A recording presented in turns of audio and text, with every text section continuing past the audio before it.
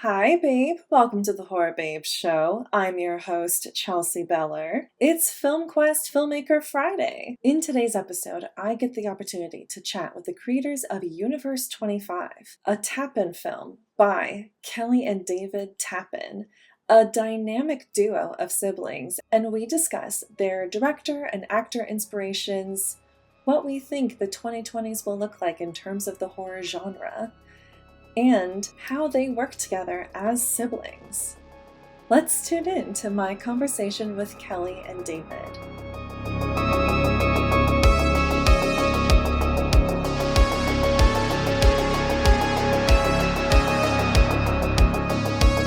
Hi, babe. Welcome to the Horror Babe Show at FilmQuest. I'm here with Kelly Tappan and David Tappan with Universe 25. This is a brilliant film. Thank you. Yeah. You both co-wrote this. Kelly acted in it as the lead, and you also had some producing on this. Tell me about co-writing this together. Yeah, I'll kick us off. So we originally wrote this for Kelly to give her a role, and I wanted something to direct as well. Mm-hmm. And then we really just were writing scripts for how long, 2 years or something, until we finally landed on this project and really felt that it was something special that we wanted to pursue. Yeah. But in a way, it's really an extension of what we had been doing as kids. Like, we just played games as kids, and I was kind of pseudo directing her as a kid. So yeah, it's just kind of a natural extension of that, of us being kids and just, playing in our sandbox. Yeah. She really has strengths in ways where I have weaknesses, and vice versa, where, Kelly comes from an acting background. So she has a lot of those details that she brings to it that an actor's mind has, and I have more of a structural mind, so we really complement each other well. Yeah, melding of the mind. Sure. This is such a unique story, but it also, to me at least, is like a commentary on how in our own society here on Earth, we are being watched in different ways all the time, especially by Big Brother. Is that where this came from? Yeah. HAL 9000 is one of my all-time favorite sci-fi tropes, and I'm sure we brought some of that observed thing to it, but I think really where we were coming from with it was less from the observing and more from just this idea of the concept for the film is, for people who aren't aware, it's about a psychological experiment where a woman, Kelly, is trapped in a room, and she can't have a roommate longer than 30 days, or she will never know anyone longer than 30 days. So essentially, it's like a Twilight Zone episode that asks the question, what would you do in that circumstance? Would you allow yourself to get attached to the people, knowing that they're going to be gone in that finite time frame, or would you just live a cold life, and just detach yourself from feeling all of that? How would you do that? And then the commentary I think we're trying to make is that is our reality here, is everything is transient, all life is transient, and we can trick ourselves into believing things aren't transient, and maybe this will last forever, but at the end of the day, that's not true. And our film tries to bring that front and center for you, to really focus on that truth, hey, this is going to end, and how do you find happiness knowing that it's going to end? So that's kind of where it's coming from. Do you have any? I would just very quickly add that it was very much the concept was the vehicle to explore these philosophical themes. Very existential, grew up very tormented and toiled by the passage of time at a young age, and so it's also kind of finding that piece of we are infinitely big and small at the same time. Time is slow and fast.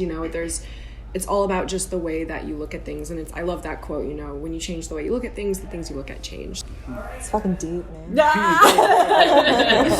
I absolutely adore that. I love that so much. I think that's such a good thing to put out there right now, because it does. It feels like everything's transient, and I just loved that last little moment with your character and I forgot the actor's name. Kaylin Perry. I was super talented. Yeah, he was incredible, and I just really loved how you two truly connected. It was really meaningful. Well, thank you. Yes, I mean, that's part of the joy of also like being an actor, is like feeling that connection with the other actors.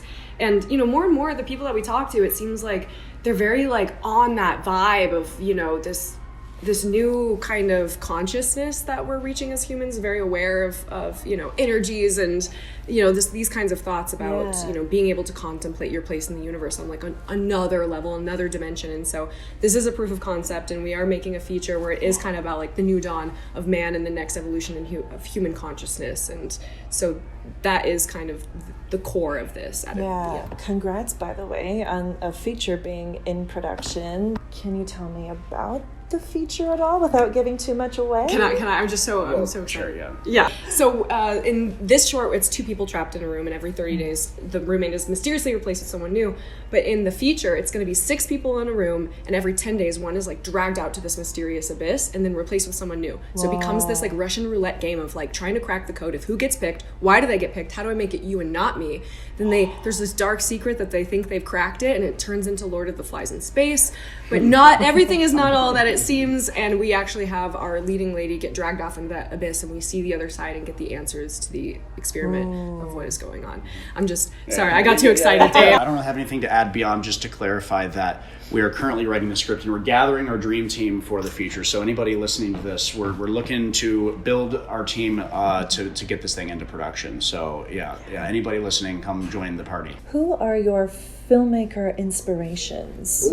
I think for me, one of my favorite filmmakers just generally is Paul Thomas Anderson. I think what I gravitate towards with him is any genre he takes on, character and people are at the heart of it. And I think that's what we tried to achieve with this film. Is it's a science fiction thriller universe, but at the end of the day, it's about humans, people dealing with, you know, real human problems. You know, so that's what drives and brings us to cinema. Other inspiration for us, I mean, it's really broad, but I would say, you know, right now, Denis Villeneuve is, you know, just absolutely killing it, and I think we consciously brought, you know, some of his style into this. And then lastly, you know, there's a bunch, but I think we both really love mumblecore films, like things like the Duplass brothers or Sean Baker, you know, like a lot of the things coming out of A24 Neon right now.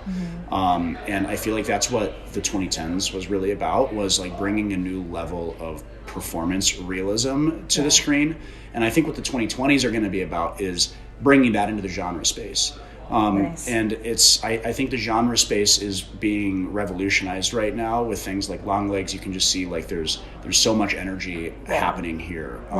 So what we're excited about is really revolutionizing it and pushing the boundaries forward as far as how real can you go with genre, with performances, and just really push things to the new level. So I love the way you kind of summed up what the 2020s will be. I think that's true. I think that's really true. Did you have anything to add? I mean, I have my like actor inspirations. But, I mean, Dave, we always do like film school. He's just so in the know about all this stuff that he'll show me like this strange art house thing, and then we'll discuss. So he really is the guy for all of our inspirations. But my queen is Jennifer Lawrence. I love her. And also one day we have a dream of working with Stephen Yeun. He's just a star. So that's that's the inspirations on my acting side, at least. No, that's great. I mean, J. Law, she's phenomenal. She's phenomenal. A true goddess. Thank you. What message or feeling do you hope audiences walk away with? Well, I definitely want people to feel hope. I know it's a very heavy movie, but life can be heavy, and I just want people to also walk away with that sense of presence where they feel grounded in their body and they feel like, wow, yes, every moment is the only thing that ever is. And that, if we can achieve that, even just locking someone into presence for a moment, like that's just, that's what I want. So, I think for me, the joy of bringing this to festivals and just having audiences see it is oftentimes after a screening, someone will come up to me and see themselves in the film. Like somebody will really relate to the, Antonio character or Kelly's character. It's just, I think that's what our goal is as filmmakers, is to put a mirror up to audiences and, hopefully have you not just be entertained, but examine your own life and take something into your DNA that can hopefully improve your life and, live better, because I think that's why I go to the movies. That's my form of church. Yeah, right? Yeah, absolutely. Yeah. Well, I think I know the answer to this, but what is the end goal for both of you? Sure. Yeah. Well, it is the future for this project.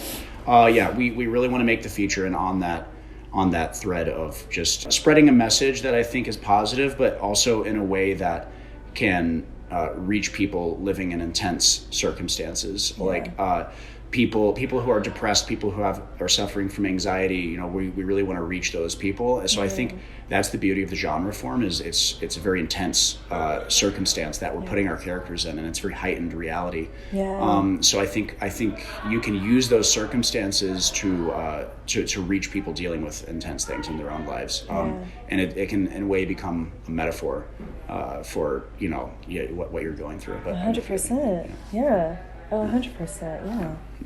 I'll just say one thing. Yeah, I mean, we want to be the brother-sister powerhouse. Look out for us, guys. Yeah. I mean, it's great with the way that we can balance each other. I'll write something and he'll be like, a man would never say that. And then I'll think of something and I'm like, but what about their lady problems? And then he's like, well, okay, great. So it's just having this team and getting to work professionally and in the next level is the dream for sure. Yeah.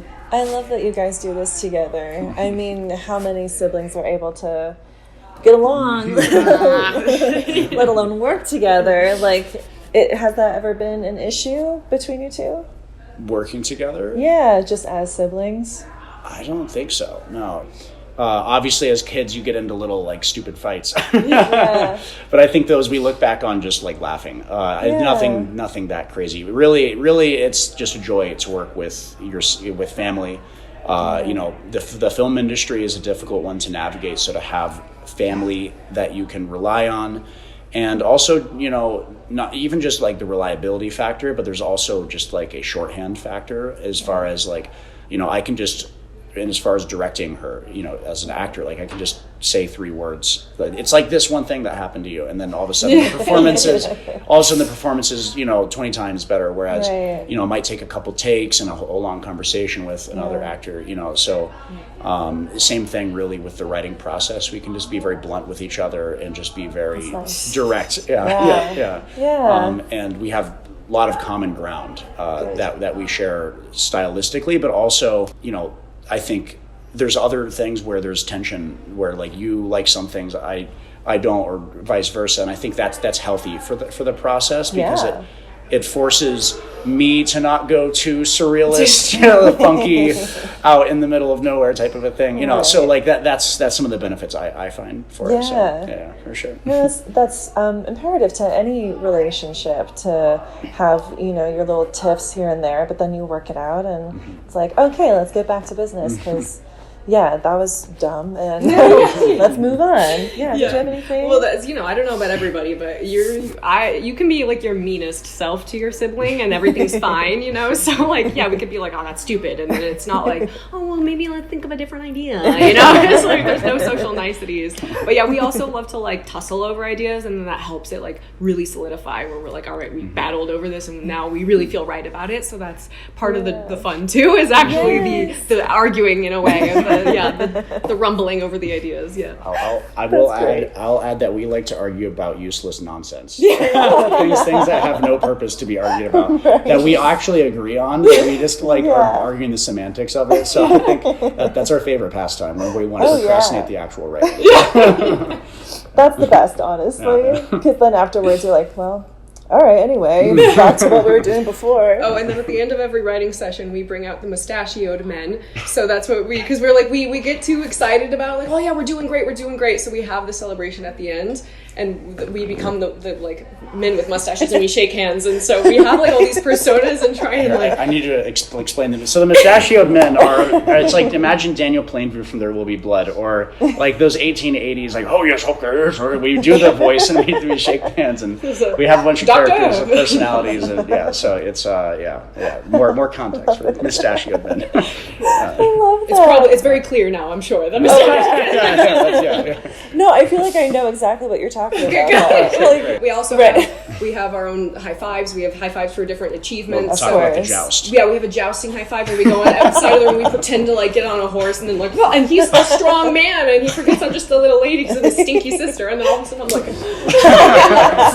on the floor or something with a high five. But we have that sibling dorkiness. Yeah, Too, of course, so, yeah, for sure, yeah. I love you guys. No, we love you. Oh my gosh. Yeah, I think you guys are like the ideal brother-sister team, and I just hope that continues to serve you in the future. And I'm so happy for you guys, and congratulations again. Thank you so much for being here, and like I hope you have a great rest of your fest. Thank you for having us. Of course, yeah.